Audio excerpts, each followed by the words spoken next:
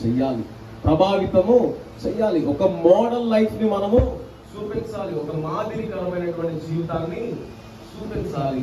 అప్పుడు సంఘ సభ్యులు కూడా ప్రభావితము చెందిన వారిగా ఉండి ఆ బయటకు వెళ్లి సువార్త వాక్యమును ప్రకటించే వారిగా ఉంటారు. ఈ ఉదయకాల సమయంలో నేను మాట్లాడేటువంటి అంశం ఏంటి అని అంటే, నాయకుడు ప్రభావితము చేసే విధముగా ఉండాలి.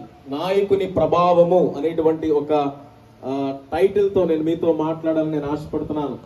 నాయకునికి ఎప్పుడైతే ఎక్కువ ప్రభావం ఉంటుందో, ఎప్పుడైతే నాయకుడు ఇతర వ్యక్తులను ప్రభావితం చేయగలడో, అప్పుడు ఎక్కువగా ఆ యొక్క నాయకుడు ఫలితాలు సాధించగలడు, ఫలితాలు చూడగలడు అనేటువంటి విషయాన్ని జ్ఞాపకము చేసుకోవాలి. ఒకసారి మనం చూస్తే ఇశ్రాయేలు ప్రజలను ఐగుప్తు నుండి నడిపించినటువంటి నాయకుడు ఎవరండి? మోషే. అంటే మోషేకి ఆ ఎక్కువ ప్రభావం ఉందంటారా లేదంటారా? ఉందా? అంటే